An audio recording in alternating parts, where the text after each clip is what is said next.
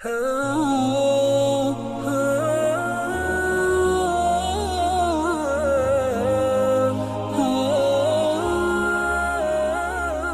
Koromitoh, 22 tahun Ka'bah tanpa Hajar Aswad.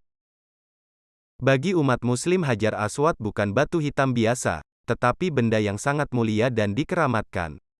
Beberapa hadis Nabi telah mendasari alasan ini, seperti bisa melebur dosa hanya dengan menyentuhnya, menjadi saksi di hari kiamat, bahkan dikatakan sebagai batu suci yang dikirim dari surga.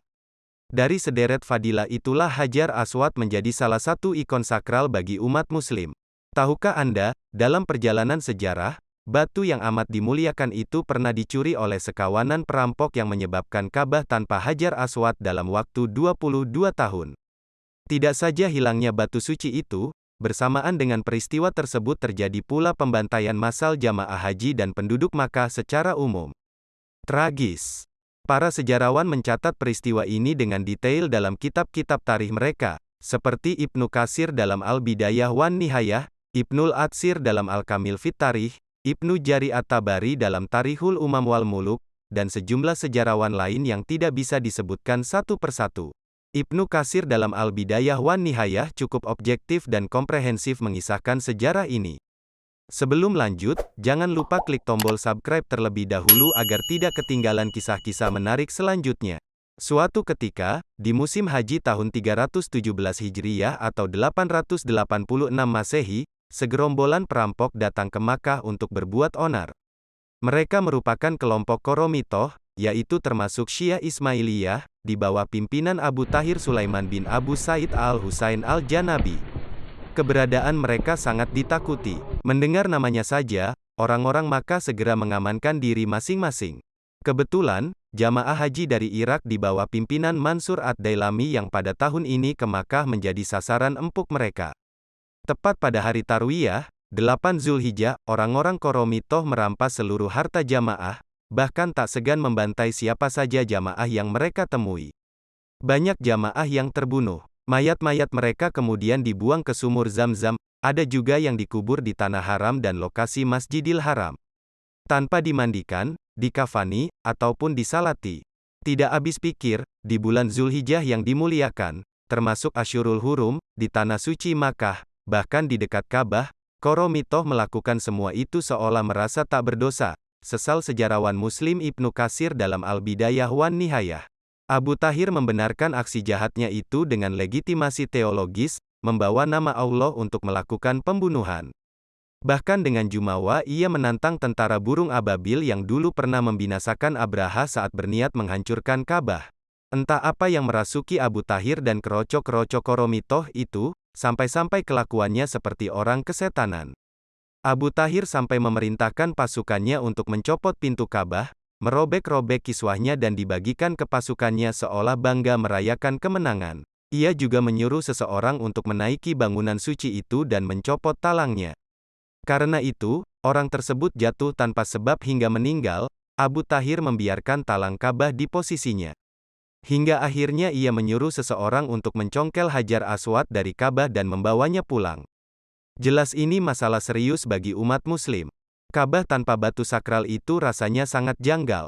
Merespons hal ini, Amir Kota Makkah bersama keluarga dan beberapa pengikutnya menyusul Koromitoh dan sebisa mungkin membujuk mereka agar mau mengembalikan Hajar Aswad.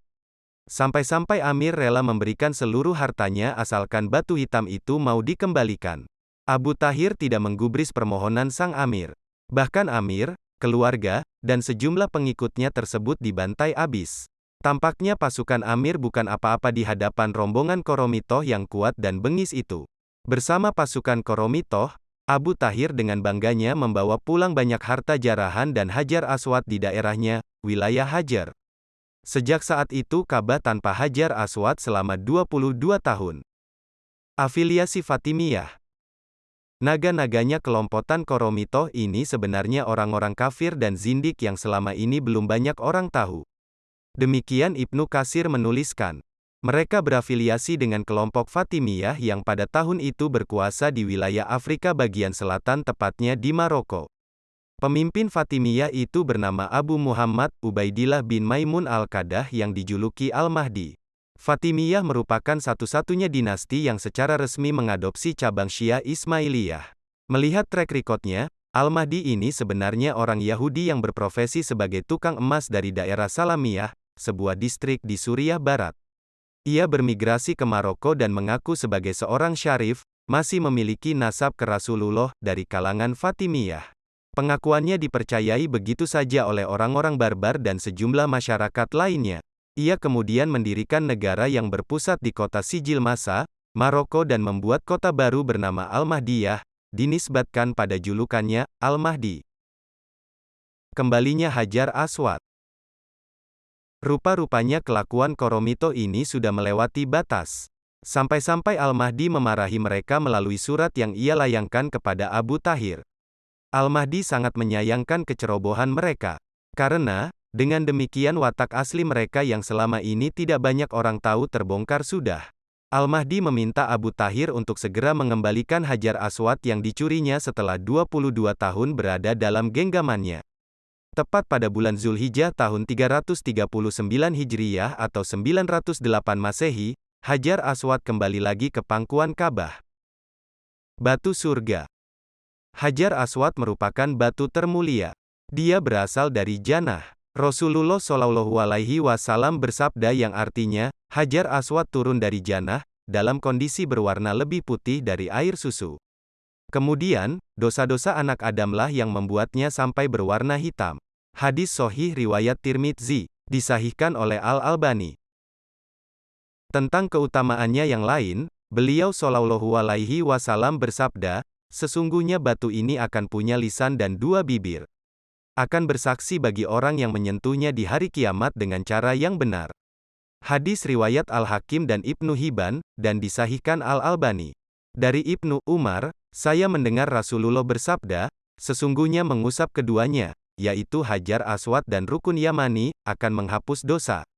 Hadis sahih riwayat An-Nasai, disahihkan oleh Albani. Hajar Aswad, dahulu berbentuk satu bongkahan.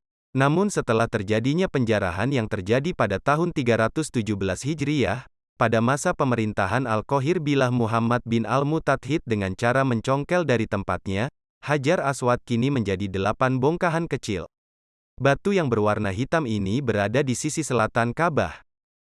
Sekte Koromitoh. Sekte ini mulai dirintis oleh Hamdan bin Kurmud 278 Hijriyah. Dia meneriakkan gerakan revolusi Islam, mengembangkan paham sosialis yang diklaim bagian dari Islam.